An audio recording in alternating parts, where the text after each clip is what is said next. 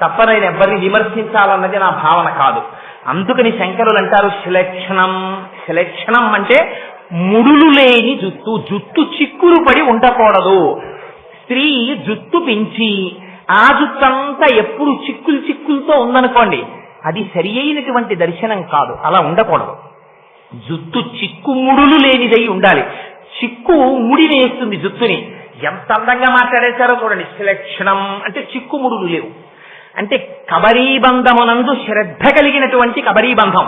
ఎందుకని ఆ కబరీబంధం ఎంత కాలం సోయగంగా ఉండి ఆ కబరీబంధములకు పుష్పములు అలంకారము చేయబడ్డాయో అంతకాలము ఆ ఇంటిలో ఉన్న స్త్రీ సువాసిని అని గుర్తు. ఆవిడ సువాసినిగా ఉన్నంత కాలం ఆవిడ భర్త బతికున్నాడని గుర్తు. భర్త బతికుండడమే ఇంటికి ఐశ్వర్యం. అందుకని అది చెప్పడానికి శిలక్షణం. పరమశివుని యొక్క ఆయుర్దాయం అంతా దేనివల్ల? అమ్మవారి యొక్క సర్వమంగళా స్వరూపం వల్ల వస్తోంది. ఇదిగో ఇది చెప్తున్నారు శంకరాచార్యులు శిలక్షణం.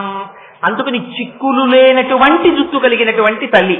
ఇదిగో రేపు మనం ఇలాంటి అమ్మవారిని ఇవాళ ఏ భావనతో ధ్యానం చేస్తున్నామో ఇదిగో అటువంటి సువాసిని కనుక ఆవిడ సువాసిన్యర్చన ప్రీత. ఎవరికి సువాసినీత్వం ఉన్నదో ఆ సువాసినీత్వము అమ్మవారి అనుగ్రహం ఉన్నంతసేపు ఉన్నదని గుర్తు. అందుకని రేపటి రోజున నామములు చెప్పే వాళ్ళందరూ సువాసినులు మాత్రమే చెప్తారు. మగవాళ్లు చెప్దామనుకున్న వాళ్ళు చొక్కాలు తీసిన వాళ్ళు చెప్తారు. ఆడవాళ్లు చెప్పేవాళ్ళు సువాసినులు మాత్రం చెప్తారు. ఎందుకంటే సౌందర్యలహరికి అంతర్గతంగా చేస్తున్నటువంటి సువాసిని పూజ కనుక సువాసిని అర్చన ప్రీత. కాని వారు చూస్తూ కూర్చోండి. అమ్మవారి చైతన్య కుసుమారాధ్య నేను ఇస్తాను అని మీకు నమ్మకం కలిగించడానికి వాళ్ళ ఆవిడ మొబ్బై కురిచేస్తోంది బయట. నన్ను నమ్మండి, నేను ఇలా కురుస్తాను మీకు అన్ని. అమ్మ అభయం ఇస్తోంది. అందుకని గుణోదుధ్వాంతం తులిత దళితేందీవరవనం ఘన స్నిగ్ధం శ్లక్షణం చికుర నికురంబం తవ శివే. అమ్మా నీ జుత్తుందే, ఆ కబరీ బంధం ఉందే, ఆ ముడి, ఆ ముడిని దర్శనం చేస్తుంటే అమ్మా మా మనస్సు పొంగిపోతోందమ్మా. లోపల ఉన్న అజ్ఞాన తిమిరములు ఎగిరిపోతున్నాయి. ఆ చీకటి, నల్లటి జుత్తు చూస్తే చీకటి ఎలా పోతుందండి? అదే నేను ఇందాక చెప్పింది. మబ్బు వస్తే చీకటి పెరగాలి కానీ తాపం ఎలా తగ్గిందండి? అనుభవైక వైద్యంగా చూశాం. మీరు ధ్యానం చెయ్యండి అమ్మవారి కబరీ బంధాన్ని, అమ్మవారి అనుగ్రహం ఏమిటో మీరు అనుభవిస్తారు. అది ధ్యానంలో మాత్రమే మీకు తెలుస్తుంది. అందుకని ఘన స్నిగ్ధలక్షణం చికుర నికురంబం తవ శివే. అమ్మవారిని పిలవడంలో శంకరాచార్యుల వారి గొప్పతనం చూడండి. అమ్మా అని పిలిచేటప్పుడు అమ్మకి బోలెడన్ని పేర్లు ఉన్నాయి సహస్రనామంలో. ఆ పేర్లు పెట్టి పిలవకూడదా? ఏవి పెట్టి పిలవాల. నిన్ననేమన్నారు? హిమగిరి సుతే అన్నారు. అక్కడ కథకి సరిపోయేటట్టు. ఇవ్వాలంటున్నారు శివే. శివే అంటే మంగళప్రదమైన స్వరూపం ఉన్నదానా? ఏమిటి మంగళం? అమ్మ నిన్ను అడగక్కర్లేదమ్మా. ఎవ్వరు అడగకుండా నీ అంతటి నువ్వు కోరికలు తీర్చేస్తావు. ఒక్కసారి ఏం చూడాలమ్మా? ఈ కబరీ బంధాన్ని ఇలా దర్శనం చేస్తూ సంతోషంగా, అందులో మీరు సువాసినులు అయినటువంటి వారికి పువ్వులు ముడుచుకోవడం మరింత అలవాటు ఉంటుంది.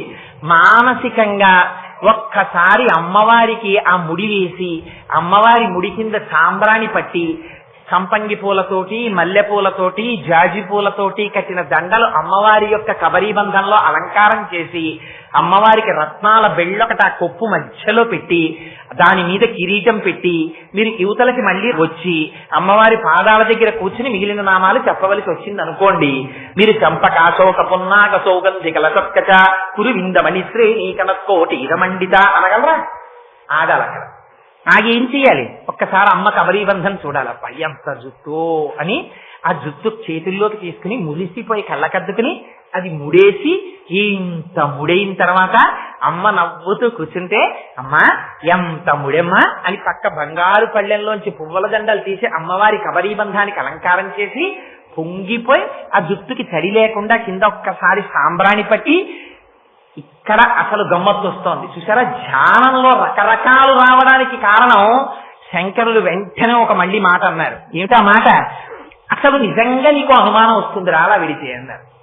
ఇది ధ్యానపరమైన శ్లోకము అని మీరు ఈ ఒక్క శ్లోకం చాలండి ఉద్ధరించేస్తుంది. ఎందుకంటే ఇందులో పాదం దాటి పాదంలో కెడుతుంటే ఎన్ని రహస్యాలు చెప్తారో చూడండి శంకరాచార్యుల వారు. మీరు పువ్వులు పట్టుకుని ఇంకా లోపలికి వెళ్ళలేదు అసలు పూజా మందిరంలోకి. పువ్వులు ఇంకా తెచ్చుకోవాలి. అమ్మవారి కొప్పు ముడి వేసి చూస్తున్నారు. అమ్మవారి కొప్పు ముడి చూస్తుంటేట ఘన స్నిగ్ధ శ్లేక్షణం చికుర నికురంబం తవ శివే. శివే, ఓ పరమశివుని ఇల్లాలా, అమ్మా మంగళప్రదమైన స్వరూపమున్నదానా, అవ్యాజ కరుణామూర్తి, యదీయం సౌరభ్యం సహజముపలబ్ధం. అమ్మా నీ కబరీ బంధంలోంచి సువాసన వస్తోందమ్మా అన్నారు. ఎప్పుడు రావాలి సువాసన? ఎక్కడి నుంచి వస్తుంది? పువ్వులు పట్టుకొస్తేనే సువాసన వస్తుంది, లేకపోతే అగరత్తు వెలిగిస్తే వస్తుంది.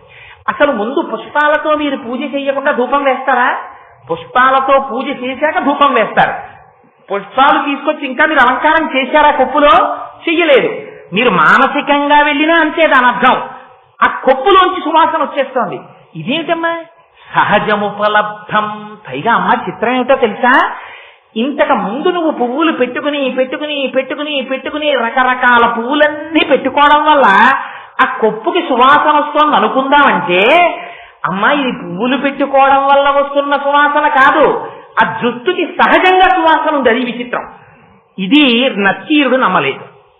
పరమశివుడు రాసిచ్చాడు శ్లోకం, పార్వతీదేవి యొక్క కేశపాశమునకు సహజ సుగంధం ఉన్నది అని. అదేమిటయా జుట్టుకి సువాసన ఎక్కడ ఉంటుంది, నేను నమ్మనన్నాడు. నువ్వు వెళ్ళి చెప్పరా ఈ మాట అన్నారు పరమశివుడు రాజసభలో.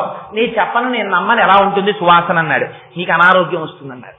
ఆయనకి అనారోగ్యం వచ్చి శుష్కించిపోయాడు. అప్పుడు మళ్ళీ పెద్ద గ్రంథం ఒకటి రాశాడు. రాసి అమ్మవారిని అయ్యవారిని ఉద్దేశించి స్తోత్రం చేశాడు. మళ్ళీ ఆరోగ్యం వచ్చింది. అందుకని సహజముపలబ్ధం సుమనత. అక్కడ అమ్మ నీ కబరీ బంధానికి సహజమైనటువంటి సువాసన ఉంది. ఎటువంటి సువాసనో తెలుసా అన్నది? వసంతస్మిన్ మన్యే వలమధన వాటి విటపినాం. అదిగో దేవేంద్రుడున్నాడే, ఆ దేవేంద్రుడి యొక్క తోటలో ఉద్యానవనంలో కల్పవృక్షం ఉంది. ఆ కల్పవృక్షానికి పువ్వులు పూస్తాయి. అందరూ కల్పవృక్షం దగ్గరికి వెళ్ళి మాకు కల్పవృక్షం పువ్వు దొరికితే బాగుండు, తల్లో పెట్టుకుందాం అనుకుంటారు. ఆడవాళ్ళందరూ పువ్వులు వంక చూస్తారు. చూసి ఏమనుకుంటారు, ఇది ఐదోతనానికి గుర్తు, మేము సువాసినులం కదా, ఈ పువ్వు మేం కబరీ బంధంలో పెట్టుకుంటాము అనుకుంటారు. కానీట కల్పవృక్షానికి పూసిన పువ్వులు అమ్మవారిని చూసి అనుకుంటాయిట, అబ్బా అమ్మవారు తీసుకెళ్లి మమ్మల్ని కొప్పులో పెట్టుకుంటే బాగుండు, అంత సువాసన కొప్పుకి ఎలా వస్తుందో మేం కనిపెట్టాలి అనుకుంటాయిట. ఇదమ్మా చిత్రం. సామాన్యమైన స్త్రీకి ఉండే కబరీ బంధానికి నీ కబరీ బంధానికి ఇది తేడా అమ్మా అన్నారు. ఎంత విచిత్రం! కల్పవృక్షానికి పూసినటువంటి పువ్వులు అమ్మవారి కొప్పులోకి వెళ్లి కూర్చుని అమ్మవారి కొప్పు నుంచి వచ్చేటటువంటి సువాసనలు పీల్చాలనుకుంటాయిట. ఇందులో రహస్యం ఏమిటో తెలుసా అండి?